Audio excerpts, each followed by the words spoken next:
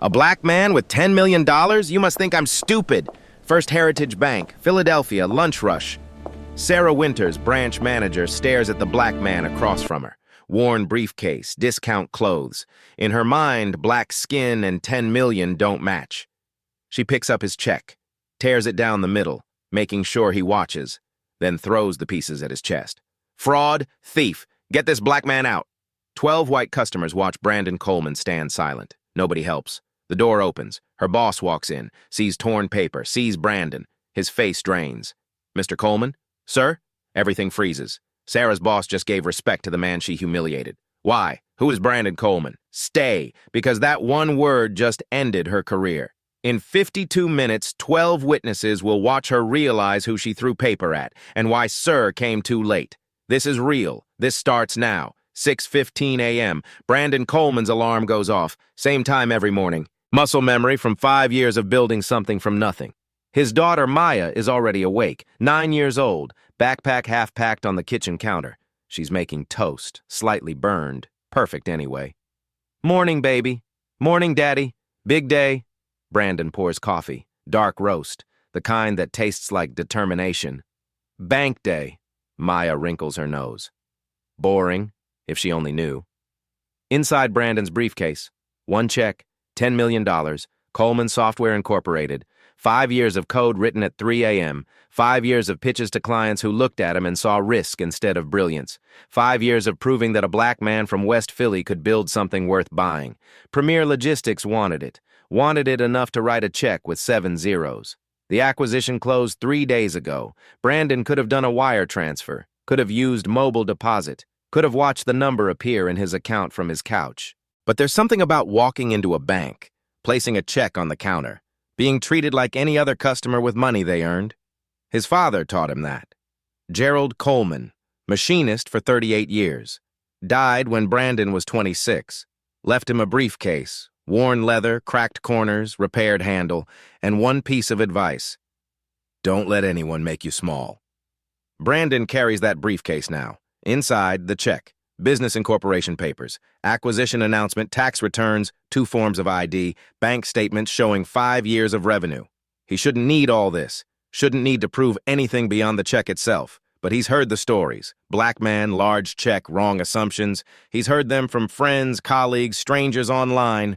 He's always thought, not me, my business is legitimate, my reputation is solid. Still, he brings the documents. The drive takes 18 minutes. First Heritage Bank, new branch. Opened 6 months ago in the financial district. Marble facade, glass doors, the kind of place that promises professionalism. Brandon parks, checks his watch. 12:13 p.m., lunch rush. The bank will be busy. Witnesses everywhere. Good. Witnesses matter when things go right. He doesn't know yet they'll matter more when things go wrong. Brandon walks through glass doors. The lobby smells like fresh paper and expensive cologne. Fluorescent lights hum overhead. Security camera in the corner. Time stamp. 12 hours, 16 minutes, and 34 seconds. 3 teller windows, 5 service desks. Counter 3 is open. A woman sits there, 40-something. Professional attire. Name badge, Sarah Winters. Branch manager. 16 years experience? Brandon approaches. Briefcase in hand. Check in pocket. Confidence in his posture. Good afternoon. I'd like to deposit this check. He places it on the counter. $10 million. Made out to Brandon Coleman, signed by Premier Logistics CFO, dated March 11th. Today is March 14th. Fresh, legitimate, real. Sarah Winters looks at the check. Then she looks at Brandon, and something shifts in her expression. Something subtle. Something Brandon recognizes instantly because he's seen it his entire life. The look that says, this doesn't belong to you. The look that says, people like you don't have money like this. The look that says, I know what you are. Brandon feels it in his chest, the familiar tightness, the exhaustion of having to prove yourself before you've even spoken, but he keeps his face neutral, keeps his voice calm. Is there a problem? Sarah's smile is professional. Her words are not. Can I see some identification? It begins. Brandon provides his driver's license. Pennsylvania, current address, photo matches. Expiration date 2 years out. Sarah examines it, types something into her computer. Pauses, types again. Her eyes flick between the screen and Brandon's face, comparing, doubting. Do you have another form of ID? Of course. Brandon opens his wallet. Passport, also current, also valid. Photo also matches. Sarah takes it, studies the photo longer than necessary. Holds it up next to Brandon's face. The gesture is deliberate, public. 12 customers in line behind him. All watching now. And do you have business documentation? Brandon's jaw tightens just slightly. For a deposit? Sir. The word drips condescension. This is a very large amount. We need to verify the source of funds. It's standard procedure. Standard for who? Brandon thinks, but he doesn't say it. Instead, he reaches into his briefcase. Business card, Coleman Software Inc. president and founder. Acquisition announcement from Premier Logistics. Press release dated March 11th. Sarah barely glances at them. Do you have tax returns? Bank statements? I have 5 years of bank statements, tax returns, incorporation documents. Anything else you'd like to see? Brandon's voice stays level. But there's an edge now, the edge of a man who knows exactly what's happening. Sarah's smile tightens. Just trying to protect you, sir. Fraud is very common with checks of this size. From companies like Premier Logistics? From any source? She picks up her phone, dials an extension. Security, can you come to counter 3, please? The words land like a slap. Security for a deposit, for a legitimate business transaction. Behind Brandon, someone gasps. The elderly white woman in line. She shifts uncomfortably, but she doesn't speak, doesn't intervene, just watches. Everyone watches. Security officer Thomas Mitchell approaches, 50-something, 20-year veteran badge. He doesn't draw anything, doesn't posture, just stands there. Presence as weapon. Everything okay here, Miss Winters? This gentleman has presented a check that I need to verify. Can you wait with him while I make some calls? Wait with him. Like he's a flight risk. Like he's dangerous. Like his skin is evidence of intent to defraud. Brandon reaches into his jacket pocket. Slowly, hands visible. Pulls out his phone. Places it on the counter. Screen down. Sarah notices. Sir, what are you doing? Documenting this interaction. You can't record in here without permission. Pennsylvania is a one-party consent state. I don't need your permission. Brandon's voice is ice. And I'm not leaving until this check is deposited, or until you provide me with a written explanation for the refusal. Sarah's face flushes. She's not used to being challenged, not used to people like him knowing their rights. Sir, I'm going to need you to step aside so I can serve other customers. No. The word hangs in the air. Simple, direct, final. Excuse me? I said no. I'm not stepping aside. I'm not leaving this counter. You're going to process this deposit, or you're going to explain why you're refusing a legitimate transaction.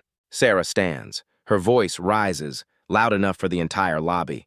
Sir, this check appears fraudulent. I cannot process it until I verify its authenticity. Call Premier Logistics. Here's their CFO's direct line. Brandon slides a business card across the counter. Sarah doesn't take it. Instead, she picks up the check, holds it between 2 fingers like it's contaminated, like touching it might infect her with whatever she thinks Brandon is. Where did you get this? Not earn, not receive, get. I earned it, from the sale of my company. What company? Coleman Software, Logistics AI, 23 employees, 5 years in operation, 40% year-over-year revenue growth. Brandon recites the facts like a lawyer presenting evidence. Because that's what this is now. A trial. With 12 white jurors watching, Sarah's expression doesn't change. And what exactly does Coleman Software do? He just explained. But she wants him to perform, wants him to dance, wants him to prove he's worthy of being in her bank with money she's decided he can't possibly have earned. Brandon takes a breath, explains again.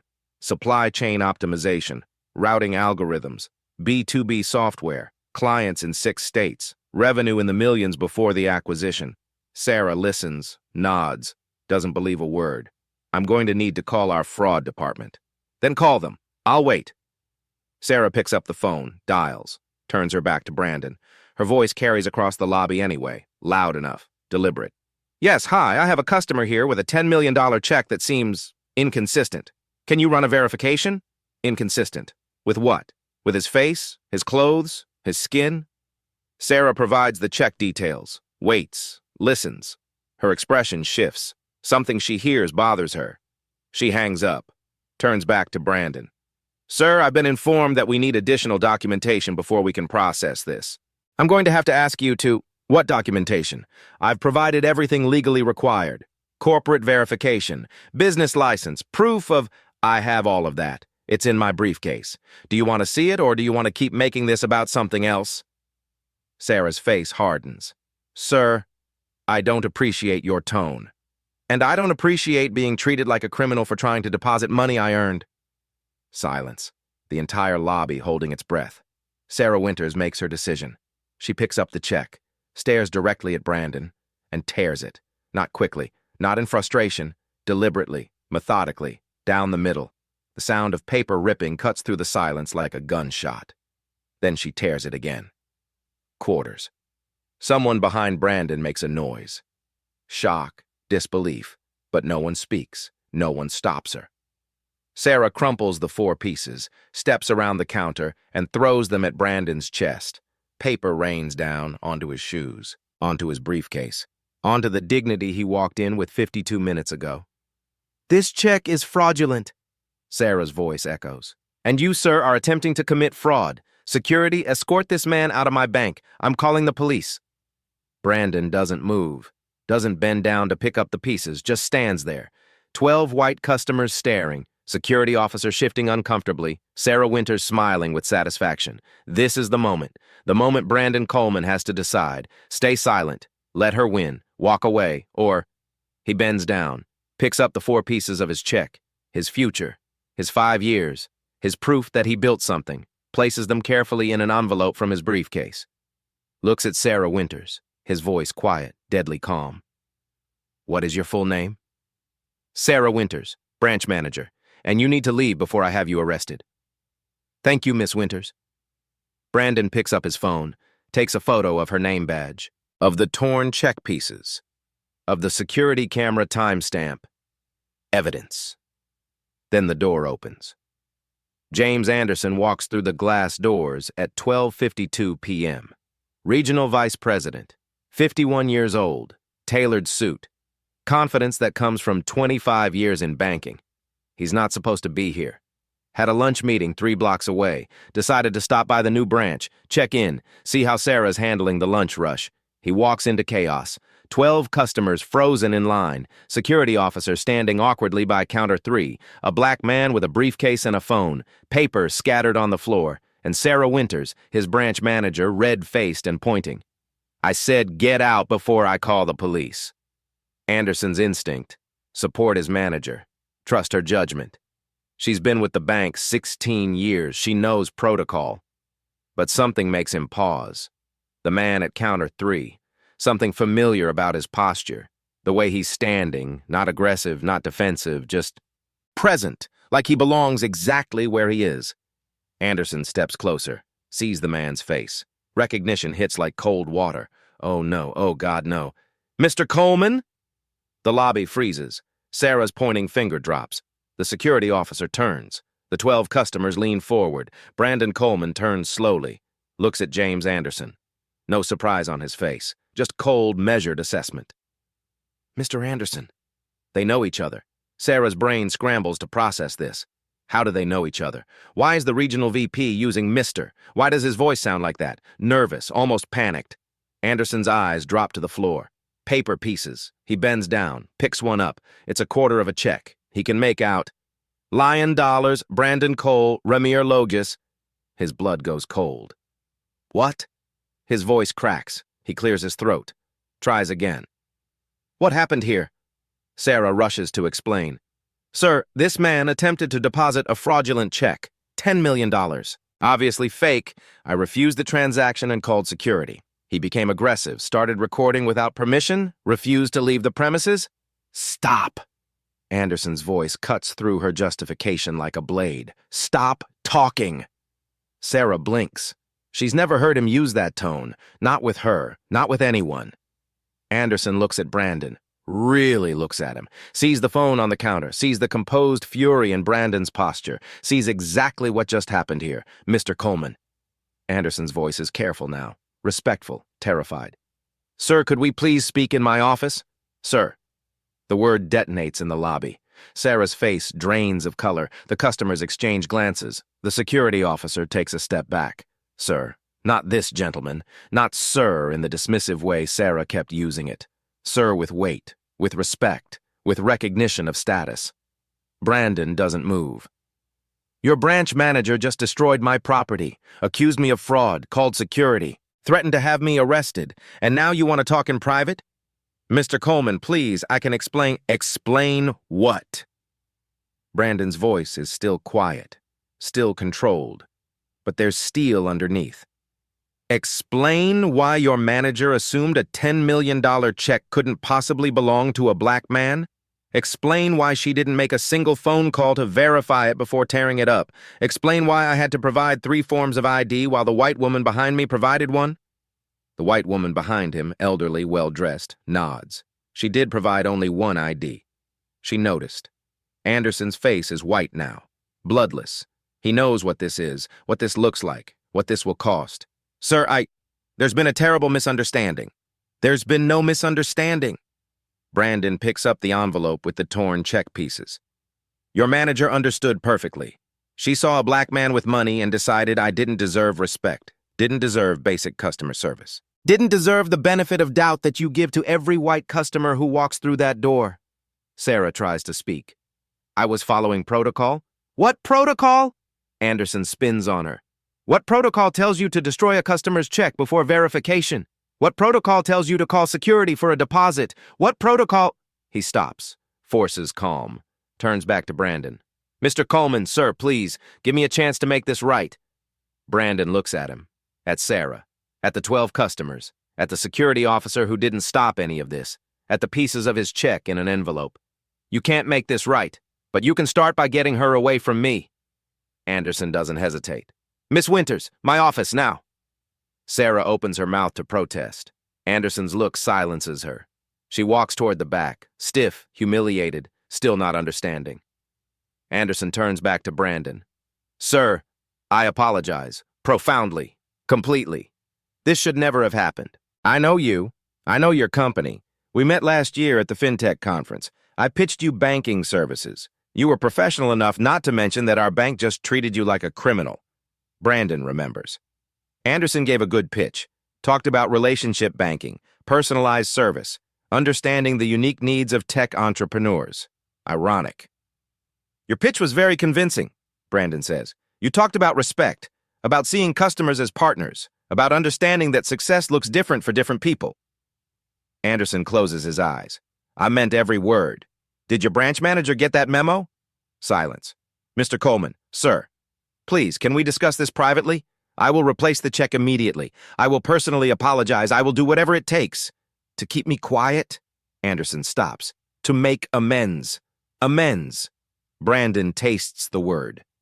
Your bank just publicly humiliated me, destroyed my property, accused me of fraud, traumatized 12 witnesses, all because your manager took one look at me and decided I was a criminal, and you want to make amends. In private, where no one can hear, where I sign something and go away. That's exactly what this is. Brandon picks up his phone, stops the recording. 52 minutes and 18 seconds. I'm leaving. I'll deposit this check at a different bank. One that treats me like a human being. Mr. Coleman, please. At least let me replace the check. You can't replace it. It was issued by Premier Logistics. You don't have authority to reissue their check. What you're offering is your bank's check, which means your bank takes ownership of Premier Logistics' debt to me. Which means you're trying to make this your transaction instead of theirs, which means you're trying to control the narrative. Anderson stares.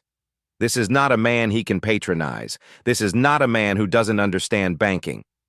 Brandon continues. Here's what's going to happen. I'm going to contact Premier Logistics. They'll reissue the check. I'll deposit it somewhere else. And then I'm going to decide what to do about this. He gestures at the lobby, at the scattered paper, at Sarah Winters visible through the office glass, pacing. What do you mean? Brandon looks at Anderson, really looks at him. Sir, he uses the word deliberately now, mockingly. Do you think this is the first time your branch manager has done this? Do you think I'm the first black customer she's treated like a criminal? Anderson's silence is answer enough. That's what I thought. Brandon walks toward the door, stops, turns back. One more thing. The elderly woman behind me, she saw everything. Get her name. Get her statement. Because if you try to claim this was anything other than what it was, she's my witness. The elderly woman, Helen Davis, steps forward. My name is Helen Davis.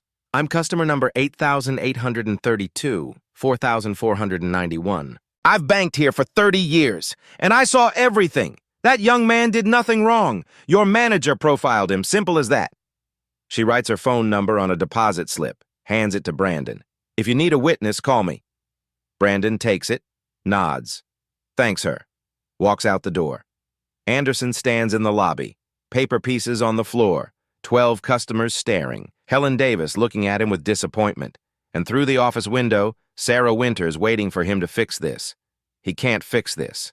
The word sir came 52 minutes too late, and James Anderson knows exactly what comes next. Lawyers, media, investigation, everything he spent 25 years building, threatened by one branch manager's assumptions and his own 45-second delay in recognizing a customer.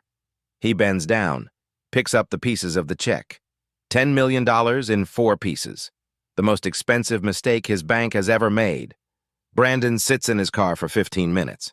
Hands on steering wheel, not shaking from fear, shaking from rage. The recording sits in his phone. 52 minutes, every word, every assumption, every moment of humiliation. He could delete it, could call Premier Logistics, get the check reissued, move banks, move on, could teach his daughter that staying silent is safer than speaking up. Or, his phone rings, unknown number. He ignores it. Text message follows. Mr. Coleman, this is James Anderson. Please call me. I need to make this right.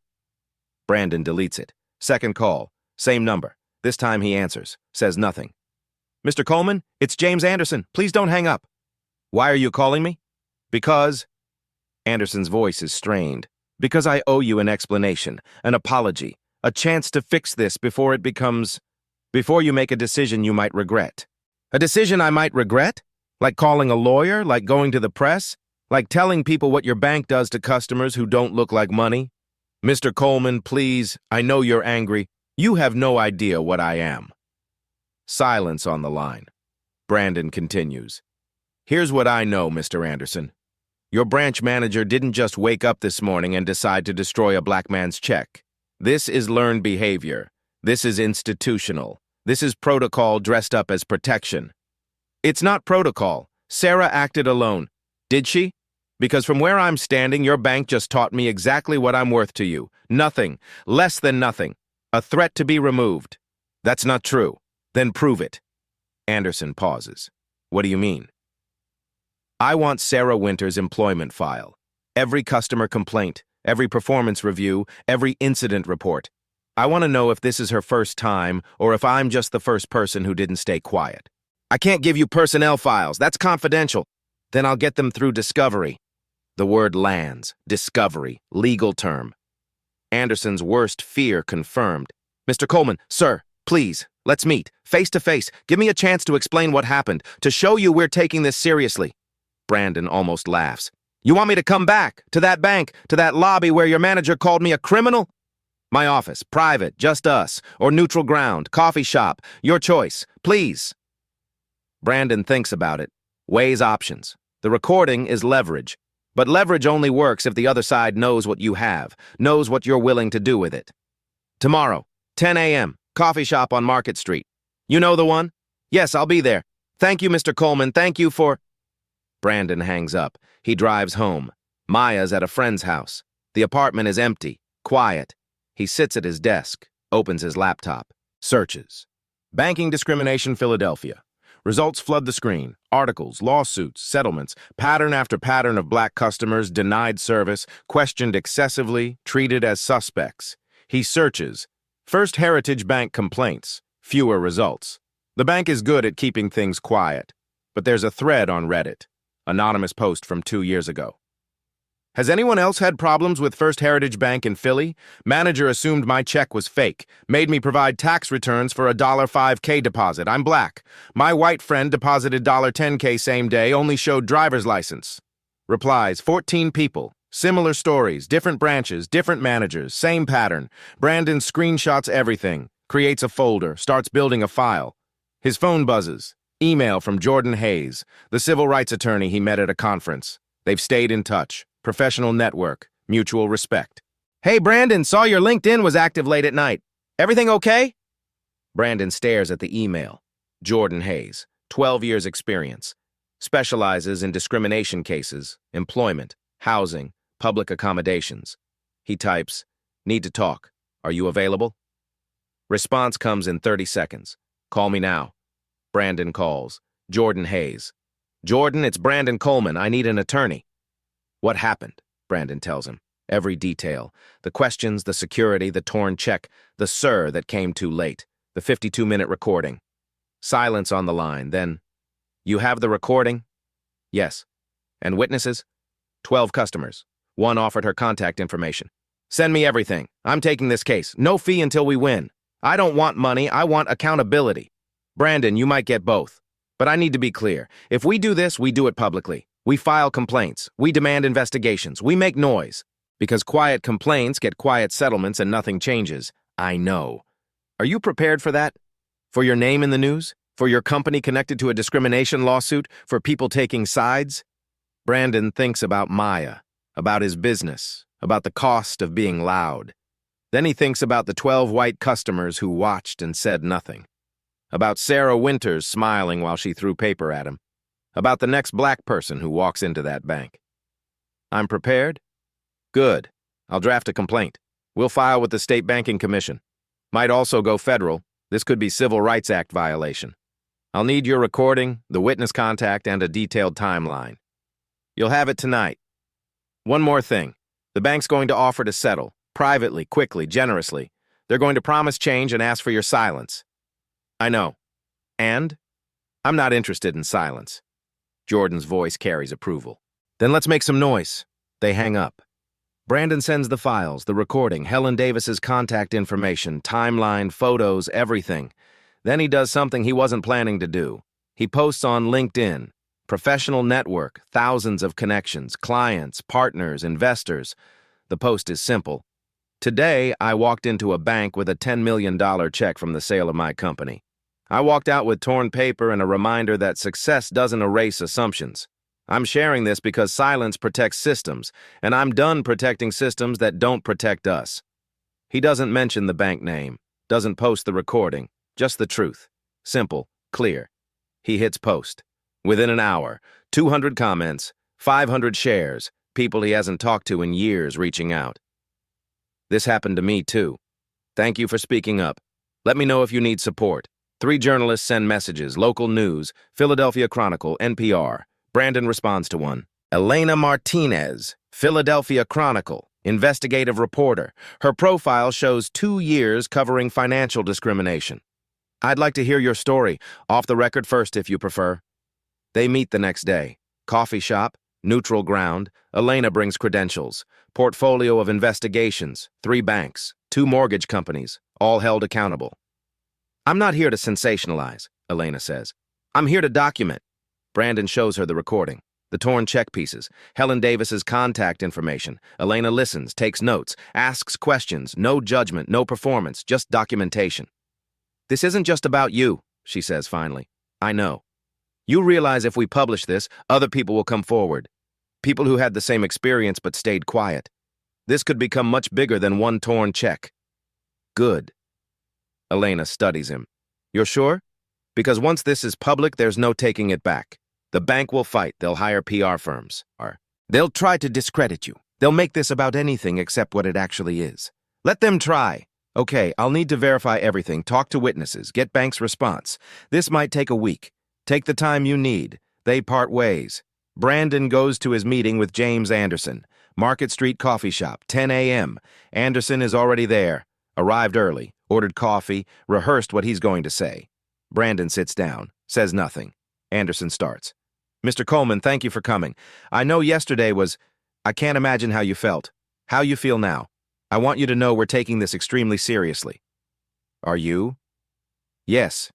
Sarah Winters has been placed on administrative leave pending investigation. We're reviewing the incident. We're implementing additional training. We're committed to ensuring nothing like this happens again." "What investigation?" Anderson blinks. "I'm sorry? You said you're investigating. What are you investigating? Whether your manager tore up my check? I have video. 12 witnesses. What's there to investigate?" We need to understand what led to her decision. What led to her decision was my skin color. Mr. Coleman, Brandon, if we're going to talk about my humiliation, use my first name. Anderson swallows. Brandon. I don't believe Sarah is racist. I think she made a bad judgment call. I think she was overly cautious. You think that makes it better? That she humiliated me out of caution instead of hate? Do you know how many times I've heard that? I'm not racist. I'm just careful.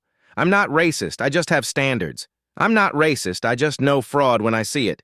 I'm not making excuses. Yes, you are. That's exactly what you're doing. You're making this about her intentions instead of my experience. You're making this about protecting her instead of accountability.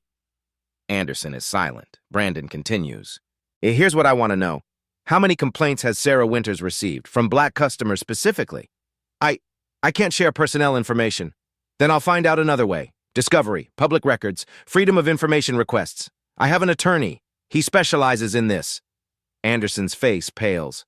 Brandon, please, let's not make this adversarial. Let me fix this. We'll compensate you for your trouble. We'll ensure Sarah receives appropriate discipline. We'll implement oversight. Whatever you need. Whatever I needed basic respect. I needed your branch manager to spend 30 seconds calling Premier Logistics instead of 10 minutes destroying my dignity. I needed the word sir before the damage, not after. That word again, sir. It sits between them like evidence. I'm sorry, Anderson says, and for the first time he sounds like he means it. I'm sorry I wasn't there. I'm sorry it took me 45 seconds to recognize you. I'm sorry that 45 seconds cost you something I can't give back. Brandon looks at him, sees genuine regret, also sees calculation. Anderson knows a lawsuit is coming, knows bad press is coming, knows this conversation is his last chance to contain it. Your apology doesn't change anything, but I appreciate it. Brandon stands. I'll be filing a formal complaint with the State Banking Commission. I'll be sharing my story publicly, and if other victims come forward, and they will, I'll support them too. Brandon, wait, please. What if we settle this, privately, generously? You name the amount. We make this right without accountability, without change, without anyone knowing your bank trains managers to profile customers. We don't train them to... Then how did Sarah learn it? Silence. Brandon walks toward the door, stops, turns back. You called me sir yesterday, after your branch manager threw my check at my chest, after she called me a criminal, after she humiliated me in front of 12 people. You called me sir when it was too late to matter. Anderson says nothing. Next time, with the next black customer who walks into your bank, maybe say it sooner. Brandon leaves. Behind him, James Anderson sits with cold coffee and the knowledge that sir will haunt him for the rest of his career. April 8th. Elena Martinez's article goes live. Philadelphia Chronicle, front page digital. Banking while black. One torn check, 52 minutes of audio, and a question about who deserves respect. The article includes Brandon's story, Helen Davis's witness statement, excerpts from the recording, not the full 52 minutes, but enough. Sarah Winters' voice. You probably can't afford lunch. The sound of paper tearing. Brandon's calm response. What is your full name? And the moment. The door opening. James Anderson's voice. Mr. Coleman, sir. Elena's analysis is surgical. The word sir arrived at minute 52. The humiliation began at minute 1. The question is, why did respect take 51 minutes to recognize? By noon, 400,000 views. By evening, 1.2 million. Comment section becomes testimony. Real people, real stories. Same bank, same pattern. First Heritage, 2019. They made me provide 3 pay stubs for a $2,000 deposit. I'm black. White customer ahead of me showed driver's license only. Sarah Winters personally denied my small business loan, called my business plan unrealistic. I'm a doctor. The loan was for $50K. I had $200K in assets. Different branch, same experience. Made me sit for 40 minutes while they verified my employment. I'm an engineer at Boeing. The pattern is undeniable. 17 people share contact information publicly, want to be witnesses, want their stories heard. Jordan Hayes files formal complaint with Pennsylvania State Banking Commission, case number DOB 2024-1563. Complainant, Brandon Coleman. Nature, discrimination based on race. Destruction of property, violation of customer rights under federal banking law. The Commission opens investigation. Issue statement. All financial institutions in Pennsylvania are subject to fair lending and fair service laws. This complaint will be investigated thoroughly. First Heritage Bank responds.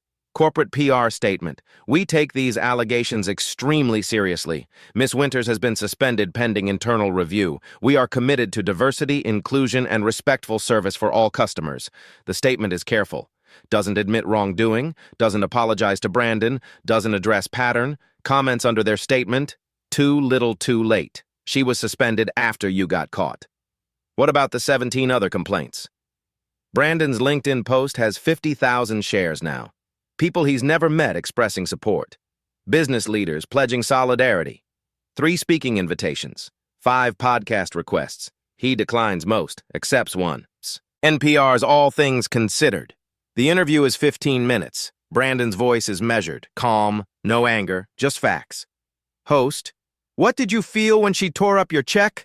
Brandon, I felt what I've felt my entire life, the exhaustion of having to prove I belong in spaces where my skin color raises questions before my credentials answer them.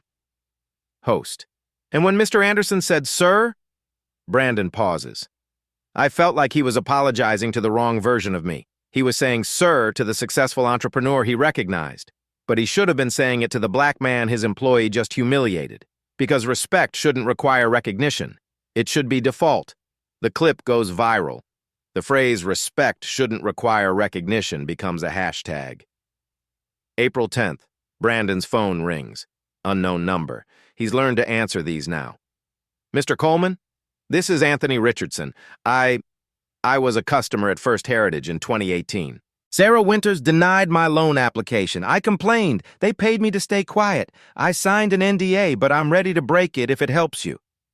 Brandon remembers the Reddit thread. Anthony's story was there. Anonymous then, named now. Anthony Richardson, breaking an NDA has consequences. I know, but watching your interview, seeing you stand up, I realized my silence protected them, and I'm done protecting people who hurt us. Send me your contact information. My attorney will reach out. And Anthony Richardson, thank you. No, man, thank you for not staying quiet.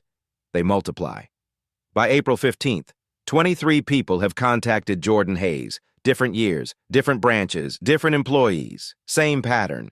Not all involve Sarah Winters, but all involve assumptions, excessive verification, hostile service, denial of basic respect. The State Banking Commission expands investigation scope. No longer just Brandon's complaint, now institutional review. All First Heritage branches in Pennsylvania. 6 years of complaints, pattern analysis, timeline, 90 days for preliminary findings. First Heritage Bank's stock drops 8%. Not catastrophic, but enough. Board members start asking questions. Investors want answers. April 20th. Something unexpected. Philadelphia business community mobilizes. Philly Leaders for Accountability, 23 CEOs, open letter supporting Brandon. The letter pledges review discrimination procedures in their own companies, commit to transparency, hold institutions accountable, action behind words. 15 million in combined deposits pulled from First Heritage, not permanent. A statement. Brandon didn't ask for this, didn't expect strangers to weaponize their capital for his dignity. But here it is, solidarity in spreadsheets. April 22nd, rally outside First Heritage headquarters. 200 people. Organized by local civil rights groups. Brandon attends, brings Maya. She's nervous. Daddy, why are all these people here? Because they think fairness matters. Does it? Brandon looks at the crowd, sees faces he doesn't know defending a principle that costs them nothing but means everything to him. It's starting to. Speakers share stories, other victims, other banks, other moments when Sir came too late or never came at all. Helen Davis speaks, the elderly white woman from the bank. She's 86 years old, been a customer for 30 years, closing her accounts. I stayed silent in that lobby. I watched that young man get treated like a criminal, and I said nothing until it was over. I'm ashamed, and I'm not staying silent anymore. Applause. Not for her specifically. For the acknowledgement. For the complicity named. Brandon watches. Thinks about James Anderson. About the word sir. About how respect given late is just regret wearing a costume. His phone buzzes. Text from Anderson. Can we please talk? This has gotten out of hand. Brandon doesn't respond. Because it hasn't gotten out of hand. It's gotten into the right hands. Public hands. Accountable hands. For the first time since March 14th, Brandon Coleman sleeps through the night. May 3rd. Anonymous email to Elena Martinez. Subject: You need to see this. Attachment: PDF, 52 pages. Customer Risk Assessment Protocol version 3.2, Internal Training Manual, dated March 2022, marked confidential. Elena opens it, starts reading. By page 10, she's calling Brandon. You need to see this. They meet. Coffee shop. Same one where Brandon met Anderson. Different outcome. Elena slides her laptop across the table. Someone inside the bank sent this. Whistleblower. Won't identify themselves yet. But look at section 2. Brandon reads. Enhanced due diligence triggers. The list includes deposits exceeding $50,000 from non-established customers, transactions from high-risk zip codes. Appendix C lists the zip codes. Brandon recognizes them: West Philadelphia, North Philadelphia, predominantly Black and Latino neighborhoods, not explicitly racial, functionally racial. Section 3. Unlikely customer profiles. Defined as deposits or transactions that seem inconsistent with customer presentation. Customer presentation, undefined, discretionary, code. They trained her, Brandon says quietly. Sarah Winters didn't invent her suspicions, she was taught them. Elena nods. And there's more. Look at the performance metrics. Another document. Branch Manager Evaluations. Sarah Winters Q4 2023 exceeds expectations. Key strength. Proactive fraud prevention. Identified 12 high-risk situations. Bonus tied to this metric, $8,500. Brandon cross-references dates. Those 12 high-risk situations align with complaint dates. 11 complaints from customers of color. Sarah Winters was rewarded for discrimination, paid to make assumptions. This isn't about one branch manager, Elena says. This is policy. Does Jordan know? I'm sending it to him now. Jordan Hayes receives the documents. Calls Brandon within an hour. This changes everything. We're not just suing for individual discrimination. This is systemic, institutional. This goes to the board level. Can we prove board knowledge? Working on it. But this training manual? Someone approved it. Someone budgeted the bonuses. Someone decided customer presentation was acceptable criteria. That's not Sarah Winters. That's corporate. May 4th. Elena publishes follow-up investigation. Leaked documents show discrimination training at First Heritage Bank. The article includes excerpts from the manual, analysis of the zip code list, Sarah Winters' performance review, connection between bonuses and complaints. Conclusion: First Heritage Bank didn't have a rogue employee problem. They had a policy problem disguised as fraud prevention. Reaction is immediate. Banking industry trade groups distance themselves. Pennsylvania governor calls for comprehensive investigation and accountability.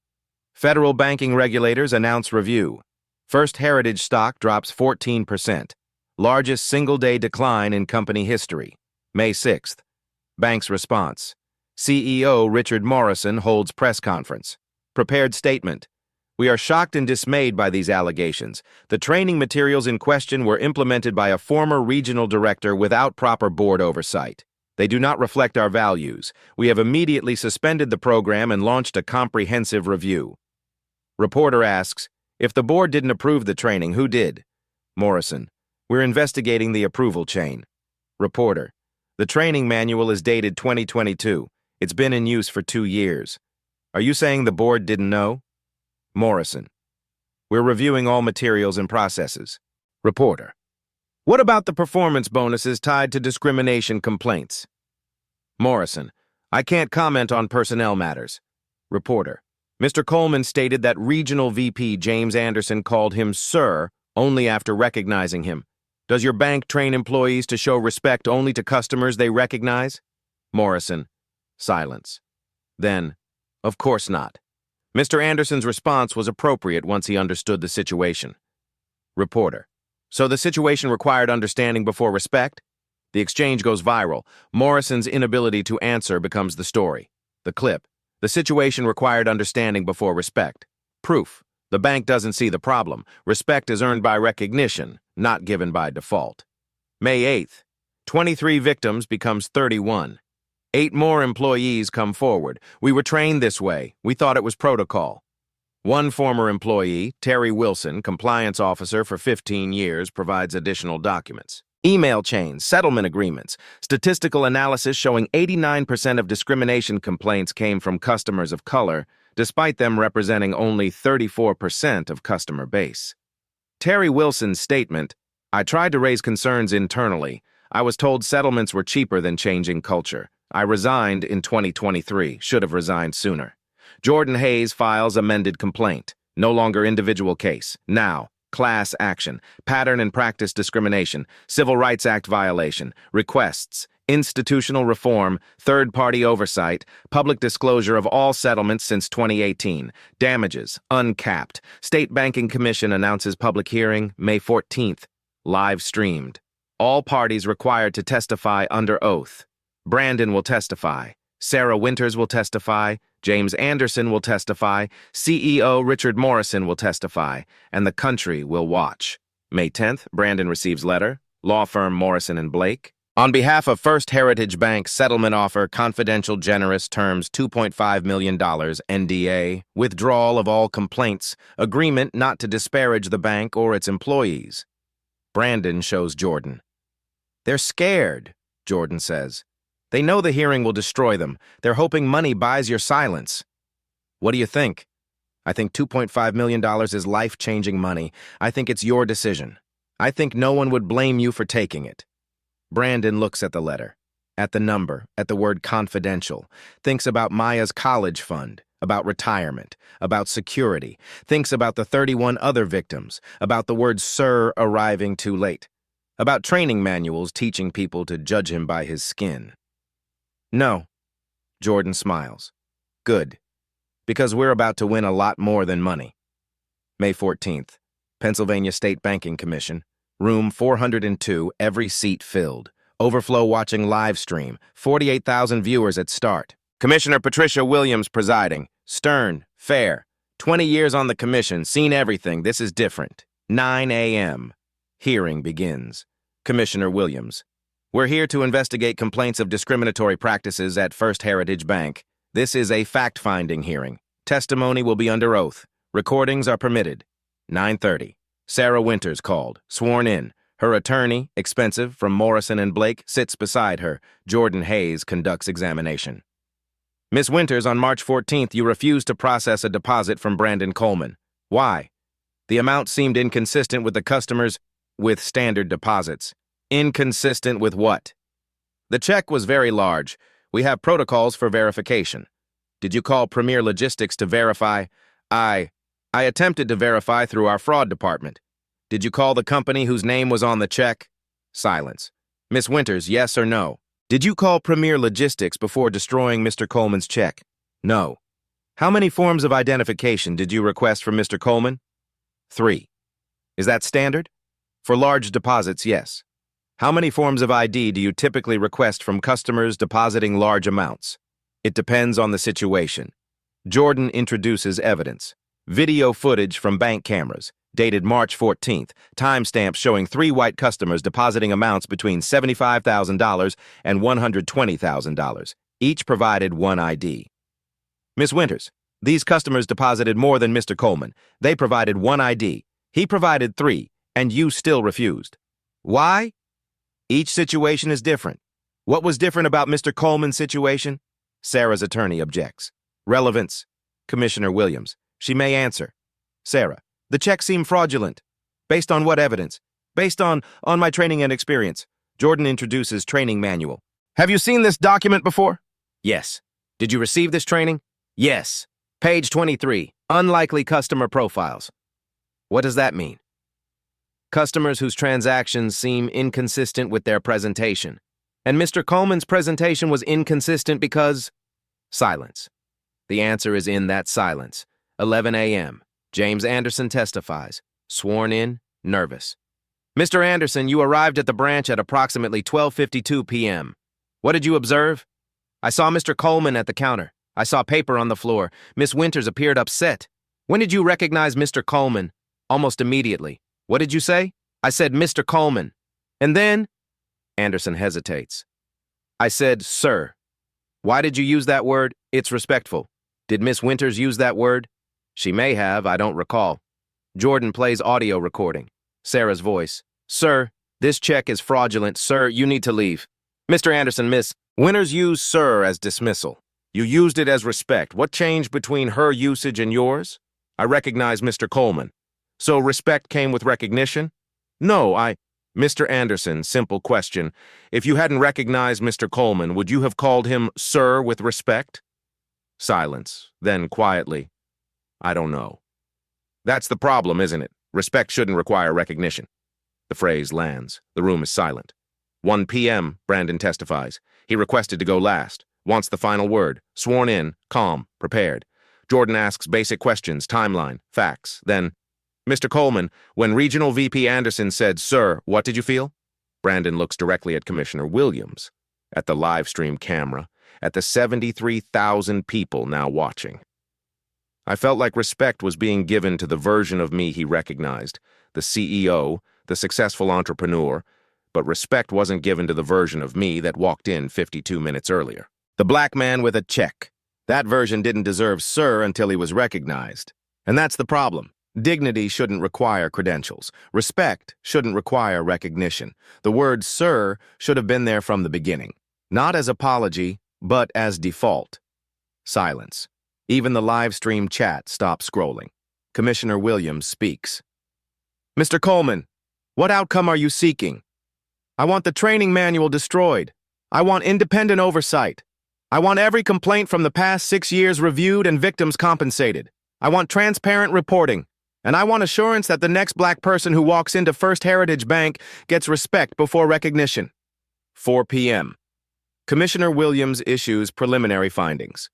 Based on testimony and evidence presented, this commission finds probable cause that First Heritage Bank engaged in systematic discriminatory practices. Training materials contain coded language that disproportionately targets customers of color. Performance incentives reward behavior that discriminates. Management failed to implement adequate oversight. Remedies pending final order, $4.3 million fine. Mandatory third-party monitor for 3 years, public disclosure of all settlements, individual liability recommendations, Miss Winters terminated and barred from banking.